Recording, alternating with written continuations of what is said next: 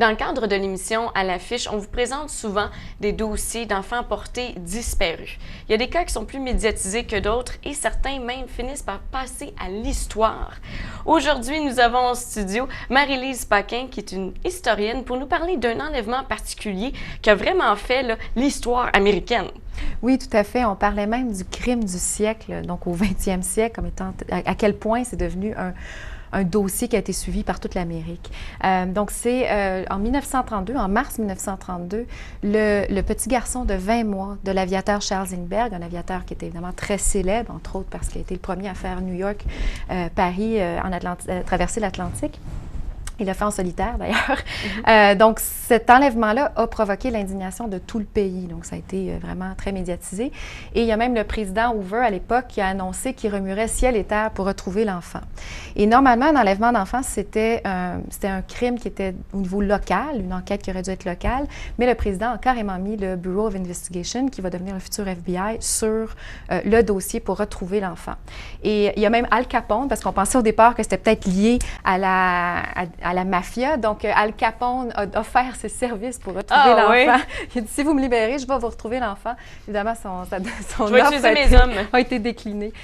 Donc, il y a une enquête qui a été mise sur pied, qui était vraiment une très longue enquête de 2 ans, avec beaucoup de très rocambolesque, disons. Un mois après l'enlèvement, en avril 1932, il y a une rançon de 50 000 $ qui a été versée, mais on n'a pas eu l'enfant. Et on s'est rendu compte, un mois plus tard, on a trouvé le corps de l'enfant décomposé tout près de la maison, dans quelques mètres de la maison. Donc, l'autopsie a révélé qu'il y avait eu une fracture du crâne, donc il aurait peut-être été échappé carrément, parce que sa chambre était au 2e étage. Ils ont utilisé une échelle pour aller le chercher. Donc, est-ce qu'ils l'ont échappé tout de suite ou plus tard?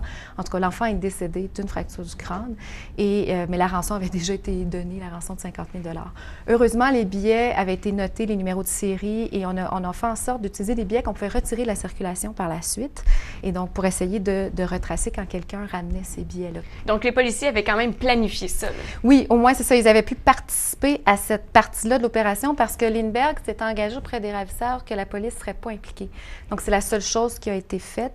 Et il faut dire que Lindbergh s'était vraiment aussi entêté à régler ça tout de suite par lui-même, donc à ne pas faire appel à la police, qui ne plaisait pas tellement aux autorités, effectivement. Okay. Et donc, c'est un négociateur qui était finalement quelqu'un du civil, qui s'appelait John Condon, alias Gelfi, qui a servi d'intermédiaire. Il a carrément mis une annonce dans le journal. Moi, je suis prête à faire l'intermédiaire. Et les ravisseurs ont dit, bien oui, vous pouvez, on veut que ce soit lui qui soit l'intermédiaire. Donc, ça fonctionnait comme ça quand même. On peut douter aussi. Il y a eu beaucoup de doutes par rapport à qui était vraiment John Condon. Est-ce qu'il était de connivence avec les ravisseurs, etc. Ça. Donc, les billets ont circulé pendant 2 ans. Donc, ça a pris 2 ans avant qu'on réussisse à retracer, parce qu'il y avait des billets qui revenaient à la banque, comme à un moment donné, même 2 000 $ qui est revenu à la banque, mais on n'arrivait pas à faire le lien avec un suspect qui pouvait être vraiment, qui pouvait nécessiter une enquête plus approfondie.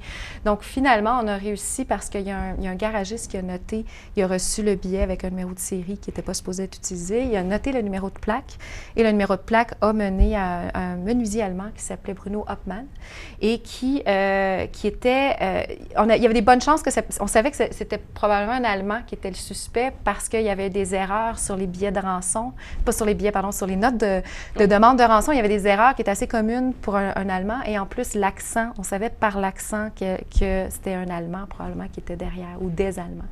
Par le négociateur qui avait entendu l'accent, etc. Donc, on cherchait un Allemand.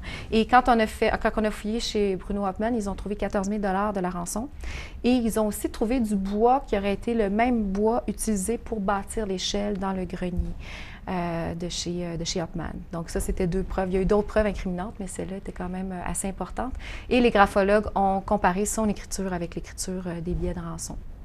Et le suspect en question, tout au long de sa vie, parce que bon, il a été condamné à la chaise électrique, il a toujours dit qu'il était innocent. Est-ce qu'on peut douter de sa culpabilité? Bien, c'est ça, depuis le début des procédures, lui, sa défense, c'était, ben non, c'est pas moi qui avais l'argent, c'est son ancien partenaire d'affaires qui était un Allemand, mais qui était décédé depuis, donc on ne pouvait pas faire une enquête. Il disait que c'était lui qui avait laissé l'argent. Parce que ça a pris quand même plusieurs années là, avant qu'on trouve un suspect.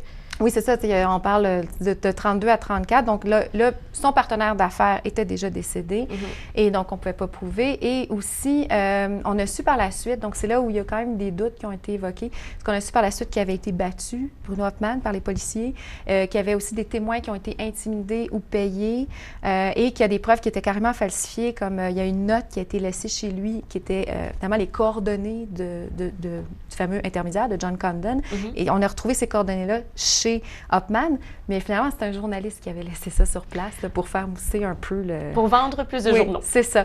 Donc, c'est assez effrayant là, quand on voit ces preuves-là. Puis là, lui, il est passé sur la chaise électrique en 1936, donc il a été exécuté 2 ans plus tard, là, après son procès. Puis, entre-temps, on continue, ça a continué à soulever beaucoup de questionnements. Mais il y avait quand même pas mal de preuves contre lui aussi, mais voilà.